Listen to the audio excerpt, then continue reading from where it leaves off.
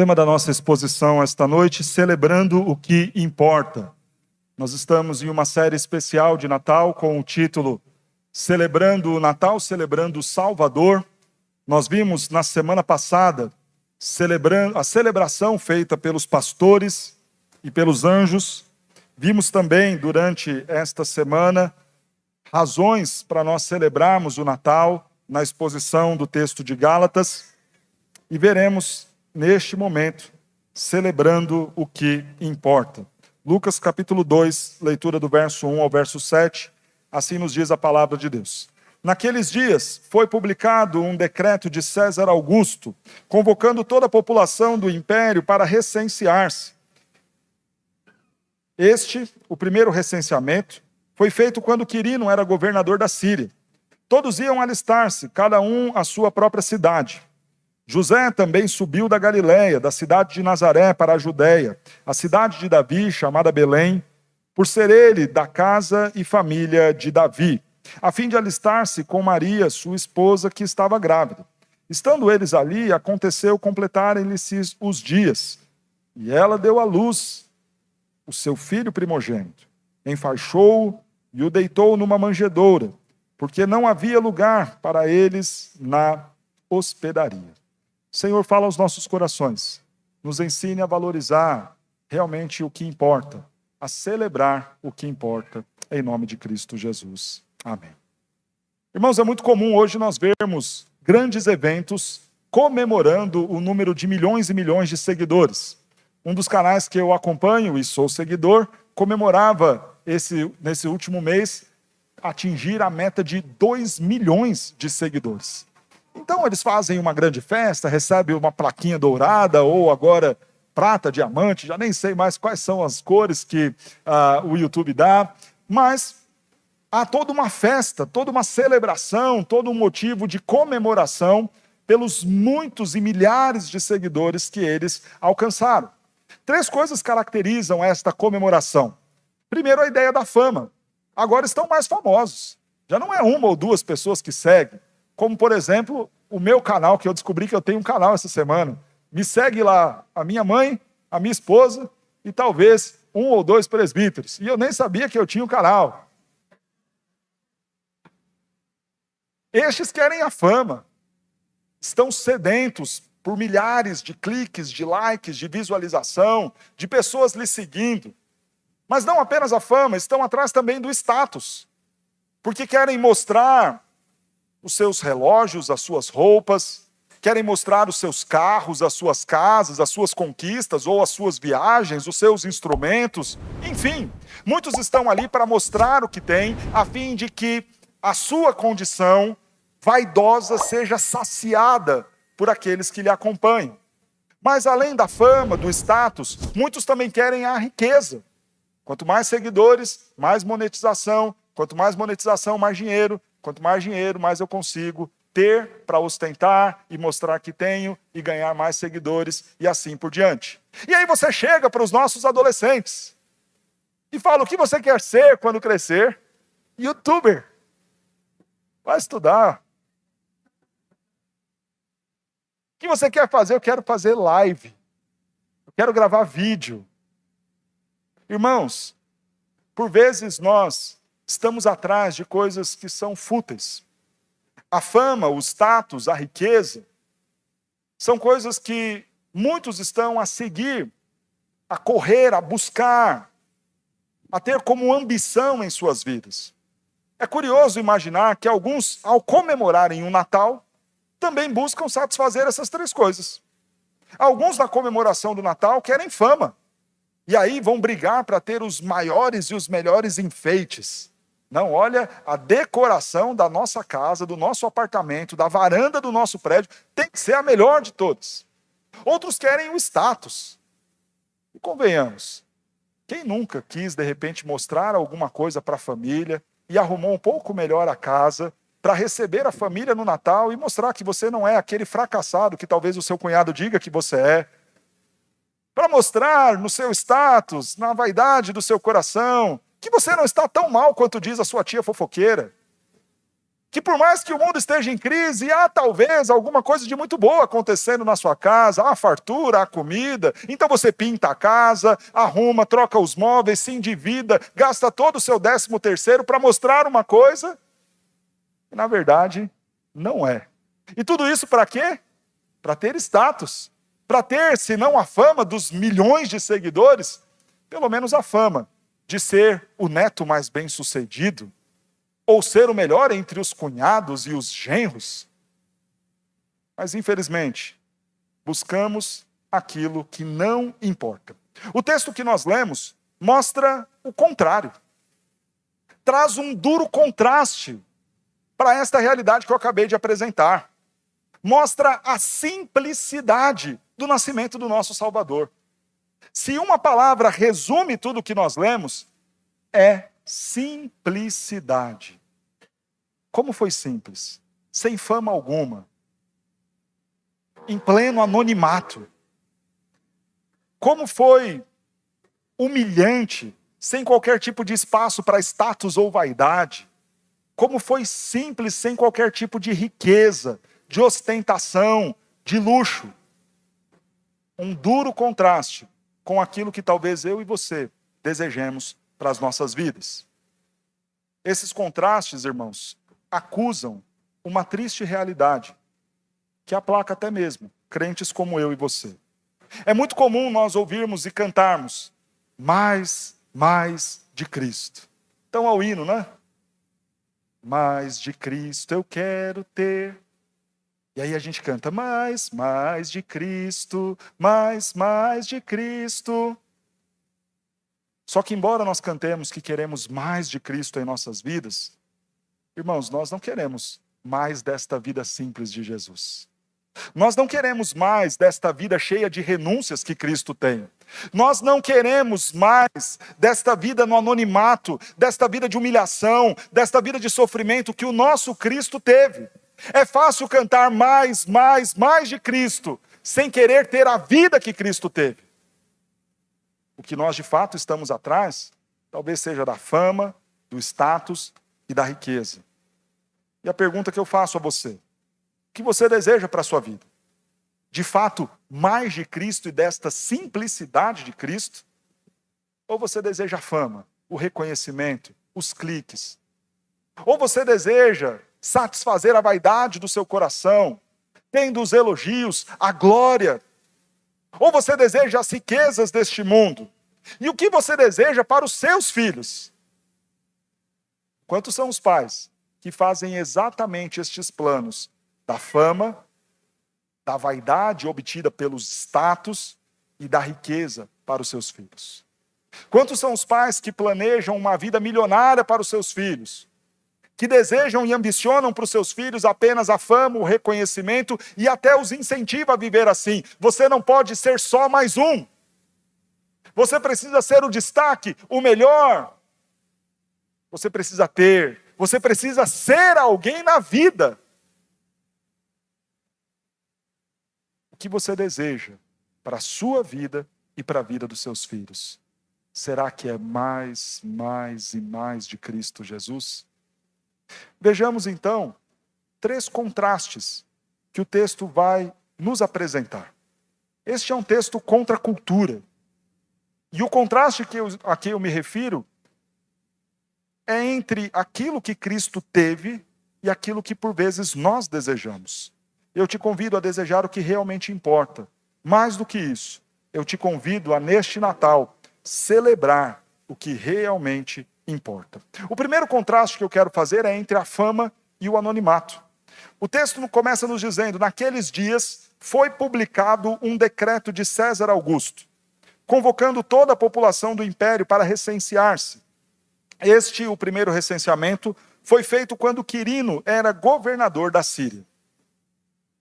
Lucas está dando o relato da vida de Jesus a um alto oficial do Império Romano. E ele faz isso tendo o cuidado de contextualizar mostrando para este oficial em qual tempo Jesus veio ao mundo, quando se deu o nascimento dele. Ele traz o contexto político, ele traz os acontecimentos daquela época para situar o seu leitor do que ele está dizendo e como é verdadeira a história que ele vai contar. E é curioso, e já nos serve para consolo, considerar que Cristo não surgiu do nada, que Cristo não apareceu do nada e que de repente um boato aqui, outro ali, e foi se construindo uma história. Não! Em um tempo humano, ainda que dentro da plenitude da agenda de Deus, no esgotamento do tempo de Deus, mas dentro de um contexto humano, possível de ser mensurado, identificado na agenda de Deus, mas na agenda dos homens também. Cristo não surgiu do nada, não foi uma história sendo construída pelo meio do caminho, não. Naqueles dias de César Augusto, de Quirino, foi publicado um decreto. 2 personagens são citados aqui. Primeiro, César Augusto, o nome dele Caio Otaviano. E por que eu estou falando do nome dele? Este homem era tão vaidoso, tão desejoso pela glória, que ele muda o seu nome de Caio Otaviano para agora passar a ser chamado de César Augusto. O nome Augusto tem a ideia de honorável, magnífico, aquele que merece toda honra, respeito, algum tipo de mérito, exaltação e louvor. O título de César, mais do que um nome, era um título comum e próprio daqueles que lideravam Roma.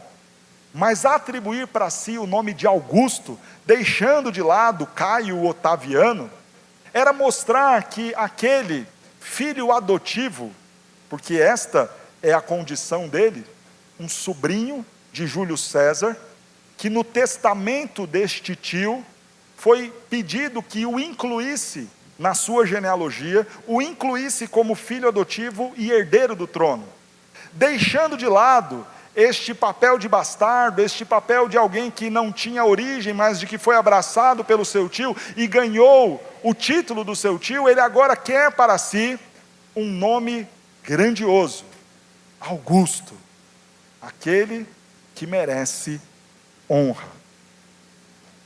A ambição daquele homem era tamanha, que ele vai mudar algo que vinha em Roma desde muitos anos, séculos já. Roma sempre foi uma república, com um pensamento helênico daquilo que deveria ser a democracia, a república, com o Senado funcionando. Tudo isso era característico da vida política de Roma. Mas este cidadão aqui, César Augusto, muda tudo isso. Já não mais a figura de uma república, de um estado dirigido por um senado. Ele agora quer ser o imperador romano e transforma Roma em um império. Ele será um déspota, ele será um líder autoritário, ele será alguém que não vai se subjugar a qualquer tipo de ordem ou pessoa, ou liderança, ou senado, ou grupo político. Ele quer as coisas do seu jeito. Se dá um título de Deus, se põe e coloca toda a sua nação em uma condição diferente, para que o poder lhe fosse atribuído. Um outro nome é citado aqui, a figura de Quirino.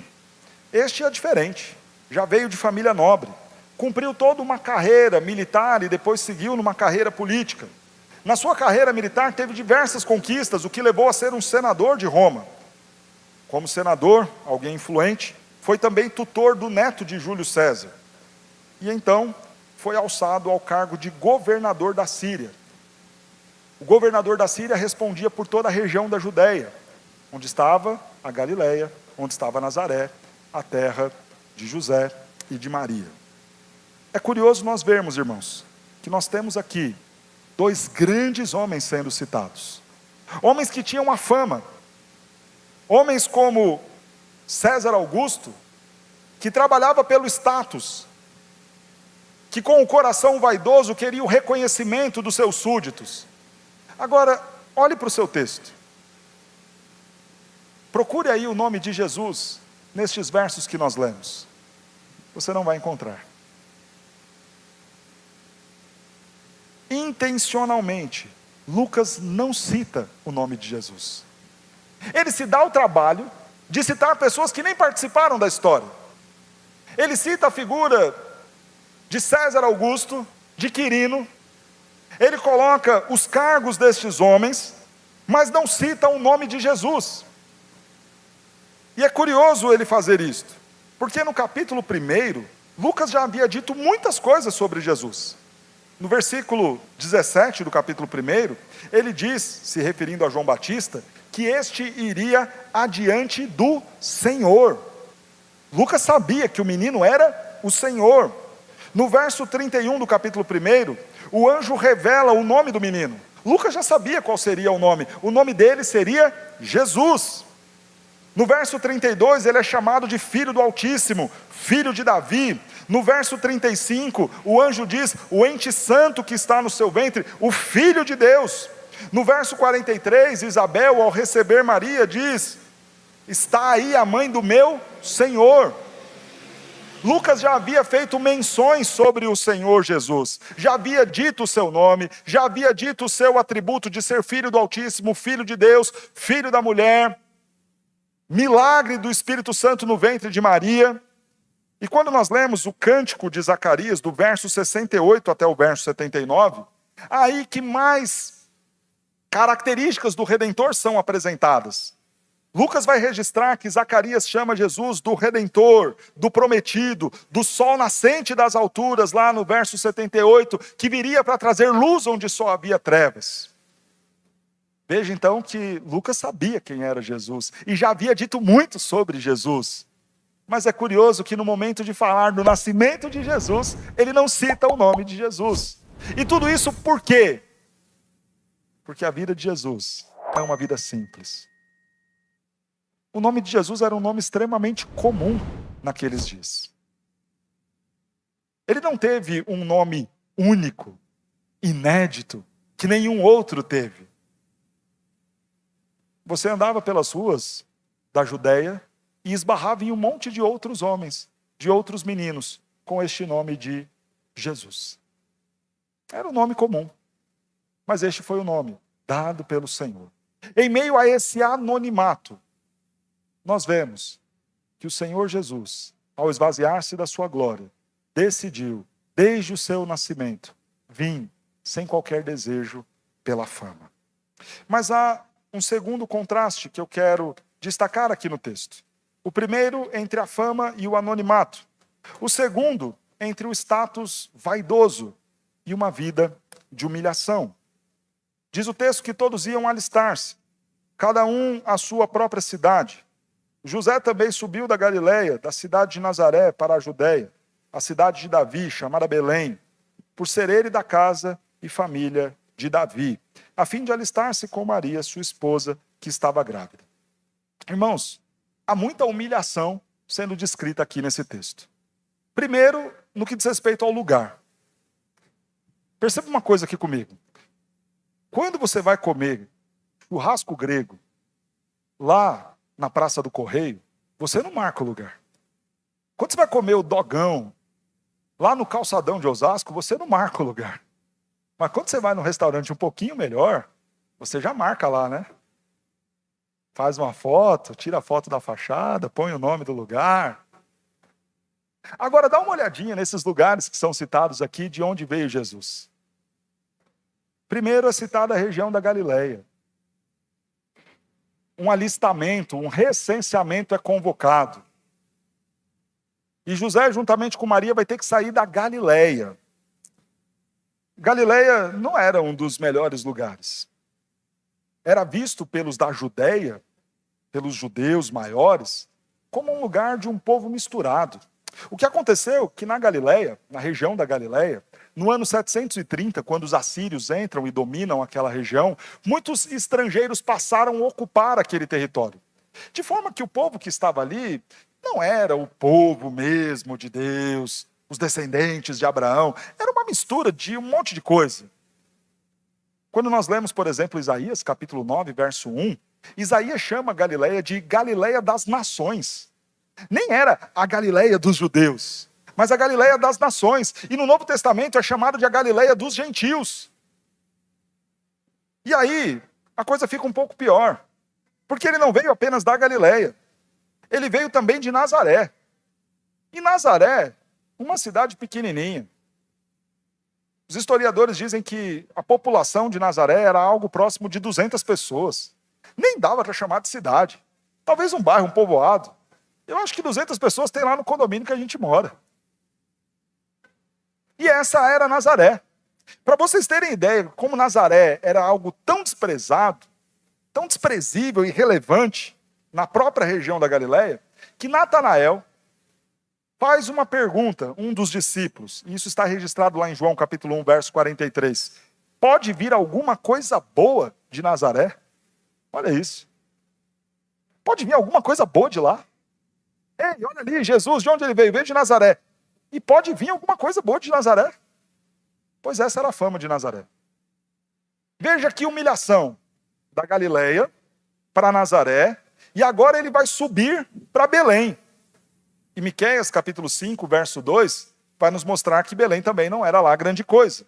E tu, Belém Efrata, pequena demais para figurar como grupo de milhares de Judá, de ti me sairá o que há de reinar em Israel, e cujas origens são desde os tempos antigos, desde os dias da eternidade.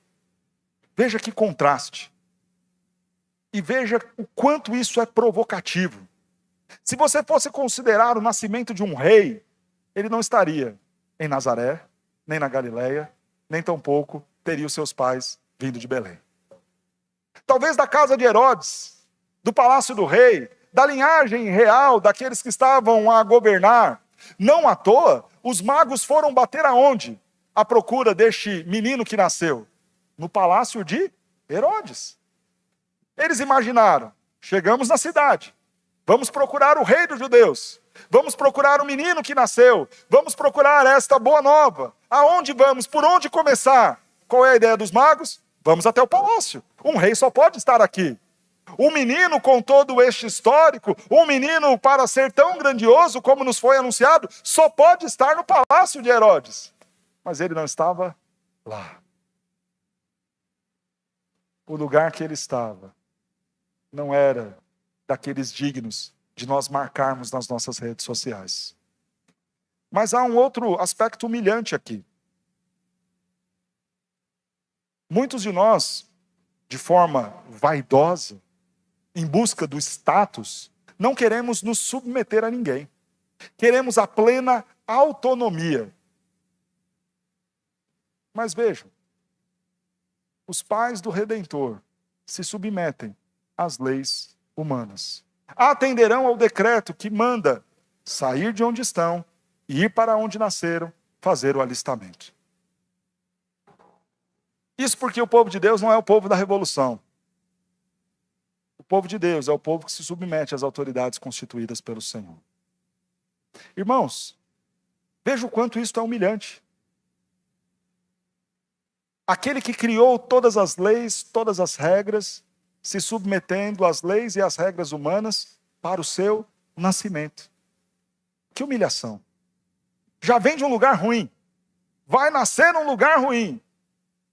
E submisso, sujeito à lei dos homens. É assim que Gálatas, no capítulo 4, fala. Nascido de mulher, nascido sob a lei.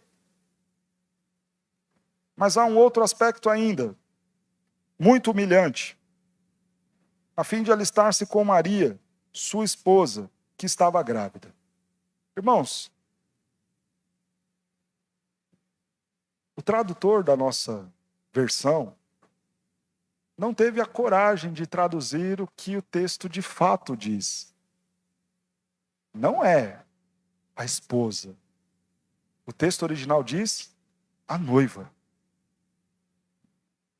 Significa que um homem está viajando com uma mulher que ainda não é a sua esposa, que esta mulher está grávida, e tudo isso ainda antes do casamento.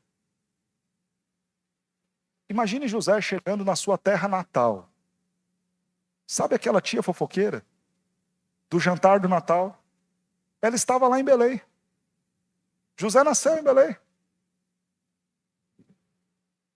Imagina ele chegando nessa cidade. Essa é a sua mulher? É minha noiva, tia.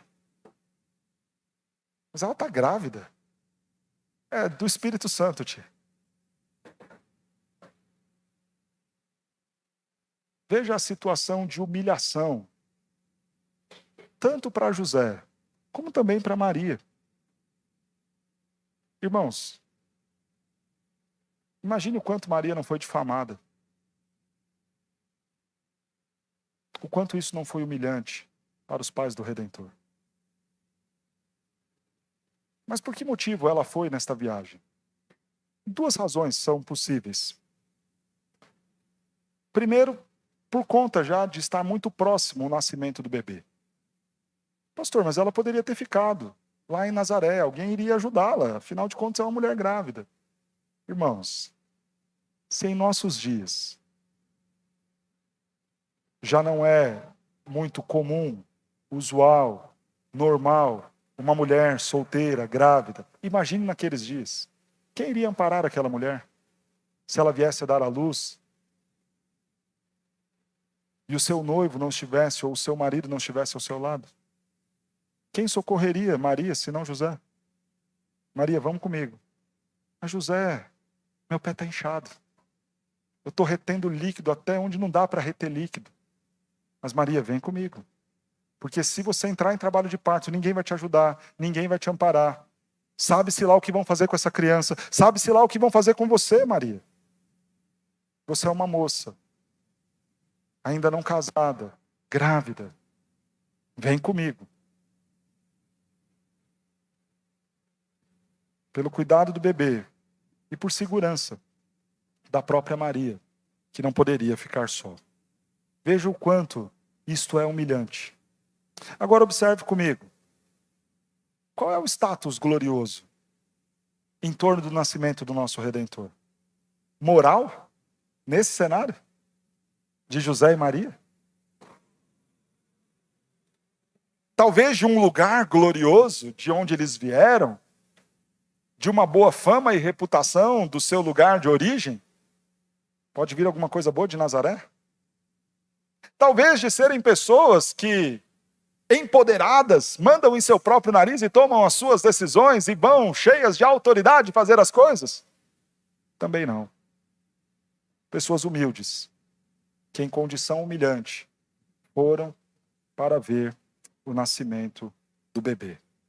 Mas há um terceiro e último contraste. O primeiro, entre a fama e o anonimato. O segundo, entre um status vaidoso de muita glória e a humilhação.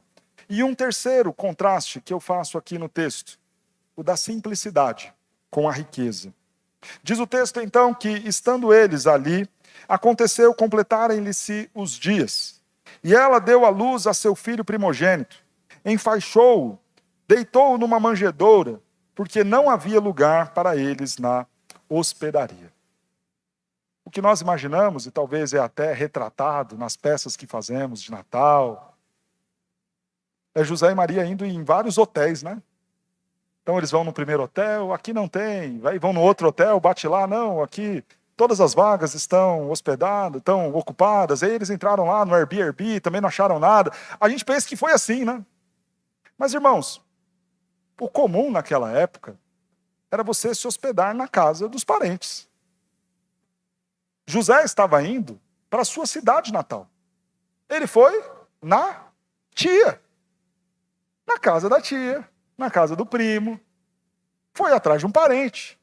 Não encontrando, e aí a palavra que nos foi traduzida como hospedaria é a ideia de um quarto para se hospedar, porque isso era comum nas edificações daquele tempo. Você tinha a casa, os ambientes comuns, e na parte de cima você tinha um quarto de hóspede, para o parente que vinha de longe poder se hospedar. Pois bem, foi na casa do primeiro, foi na casa do segundo.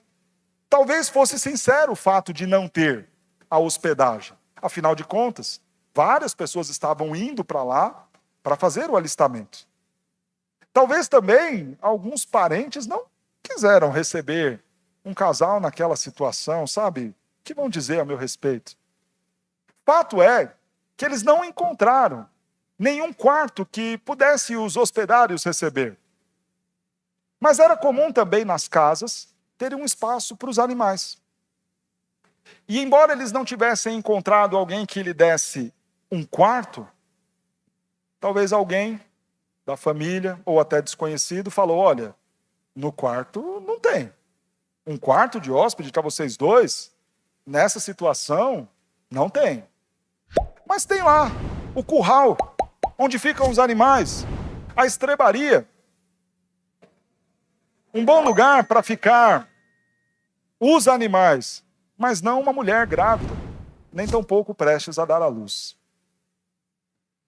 A ideia da estrebaria, e a tradição da igreja vai defender que esta em que Jesus nasceu se dá dentro de uma caverna, porque era um lugar comum onde os animais eram guardados, para abrigá-los do frio, ou você os tinha dentro da própria casa, ou seja, na mesma edificação que você fazia as casas, você deixava um espaço reservado para os animais, ou você os guardava dentro de cavernas, o que era muito comum na região da Palestina. A tradição da igreja vai defender que Jesus nasce dentro de uma dessas cavernas onde os animais eram guardados. Agora, irmãos, pensa comigo aqui. Imagina o mau cheiro.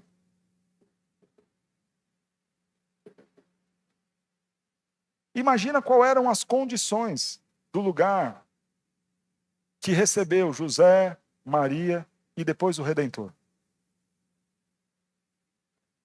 E aí diz o texto que chegou o dia, chegou o momento, e ela deu à luz ao seu primogênito. Jesus não é citado, o nome dele não é citado. É descrito apenas o seu primogênito. Ele foi enfaixado e então deitou numa manjedoura. Os comentaristas fazem um paralelo muito curioso, interessante e ao mesmo tempo triste. Quando nós pensamos na morte de Jesus, ao ser tirado da cruz, o que aconteceu com seu corpo? Foi enfaixado. E não tendo um túmulo para ele, José de Arimateia vai ceder, emprestar um túmulo. Perceba que o nosso Redentor nasceu, foi enfaixado em panos que talvez estivessem ali para atender aquele casal que estava a viajar. Não tendo um local próprio para ficar, ficou em uma estrebaria emprestada, num coxo de animal. Isto é a manjedoura. Alguns pensam que a manjedoura vai ser algo entalhado de madeira, muito bem trabalhado. Não. O coxo era onde os animais comiam. E o animal não come com garfo, faca, separando arroz do feijão. O animal baba ali. O que rumina e de repente volta o alimento. E este foi o lugar onde o menino foi colocado. Então, quando nós olhamos para esta vida simples de Jesus, ele nasceu sem ter onde ficar. Olhou para os seus discípulos mais adiante no seu ministério e disse: o Filho do Homem não tem onde reclinar a cabeça. E no fim da sua vida, na sua morte, mais uma vez foi enfaixado e não teve também para onde ir. Veja que duro contraste da simplicidade que Cristo escolheu ter para a sua vida com aquilo que talvez eu e você buscamos e desejamos para nós e para os nossos filhos. Totalmente diferente. Absurdamente diferente. Não havia um lugar, não havia sequer conforto. Ali nasceu o nosso Senhor. Eu quero terminar pedindo para que você pense. E repito a mesma pergunta que fiz na introdução. O que você tem desejado para si? A fama, o status e reconhecimento, as riquezas deste mundo? Ou você tem desejado Jesus e a vida simples de Jesus? Alguém que não se importou em ser anônimo. Por que você quer tanto a glória para si? Por que você quer tanto o reconhecimento das pessoas? Por que você está tão interessado no que vão dizer do seu cabelo, da sua roupa, da sua casa, do seu carro? Por que você está tão preocupado com a opinião das pessoas sobre aquilo que você faz? O nosso Salvador não se importou com nada disso. Podendo escolher nascer em qualquer lugar, escolheu vir da Galileia, de Nazaré, indo para Belém. Porque o nosso Salvador não fez questão da fama deste mundo e da glória deste mundo. E porque, por vezes, você está desejando isso para si, ou talvez já tenha desistido disso para você e passou agora a desejar isso para os seus filhos. Porque eu quero que os meus filhos sejam reconhecidos, eu quero que seja um homem ou uma mulher famoso. E tem pai se esforçando para fazer book de filho, para colocar o filho em evidência aqui e ali. Por quê? Para quê? Que você não deseja apenas Jesus, mas deseje também a vida sem fama de Jesus. O que você deseja para você? A vaidade, a glória. O que você deseja para você? As riquezas deste mundo? Olha que duro contraste. Quantos de nós estamos vivendo todos os dias atrás de dinheiro, negociando nossos valores, nossos princípios, pura e simplesmente por causa de dinheiro, desejando dinheiro, desejando as riquezas, ansiosos, loucos para adquirir a casa própria, quando na simplicidade de Cristo, irmãos, não teve onde nascer, não teve onde reclinar a sua cabeça enquanto vivia, nem teve para onde ir depois da sua morte. Se você crê em Cristo Jesus, você já tem a casa própria, irmão. Está lá no céu. Está paga e quitada. Para de ter a ambição pelas coisas deste mundo. Pastor, mas é errado ter a casa própria? Não. É errado desejar isso. É errado trabalhar em função disso. É errado ter isso como alvo e meta da sua vida. Isto é errado. A casa própria, o carro, uma boa roupa, uma boa comida, será consequência natural de crentes que trabalham e buscam fazer o seu melhor para a glória de Deus. Estou trabalhando. Se Deus me abençoou e o dinheiro veio, ok. Vou comprar a casa. Vou arrumar o carro. Talvez ter um tênis. Maravilha. O problema não é ter, o problema é desejar e viver em função disso. Casais novos que estão aqui, não ponham em risco o seu casamento para manter o status, o padrão, as riquezas, só com medo do que a tia fofoqueira vai dizer. Ah, porque se eu for o único neto que ainda não tem a casa própria com 30 anos de idade, todo mundo vai falar mal de mim. Viva a simplicidade, viva com pouco, mas feliz com seu cônjuge. Ou escolha viver uma vida toda endividada, dentro do status e do padrão deste mundo. A proposta, quando nós olhamos para a vida de Jesus, é uma vida simples, sem fama, sem riquezas, sem status, se importando com o que realmente importa. E o meu convite a você neste Natal é que você celebre o que importa. E o que importa, irmãos, não é saúde, paz e prosperidade. O que importa é ter a vida com Cristo Jesus, o nosso Salvador. Se nós temos a Cristo, nós temos tudo o que precisamos. Se nós temos o Senhor Jesus presente em nossas vidas, se este sol nascente já brilhou em nossos corações, então, irmãos, nós já temos tudo o que precisamos. Mas se você não tem Jesus, presta atenção aqui. Se você não ama o Senhor Jesus, se você não entregou sua vida ao Senhor Jesus, as riquezas deste mundo não te garantirão um lugar lá no céu. A fama e o sucesso deste mundo não farão com que o seu nome saia do anonimato no livro da vida. Creia em Cristo Jesus. Ame o Senhor Jesus Cristo. E tenha o que realmente importa e celebre o que realmente importa.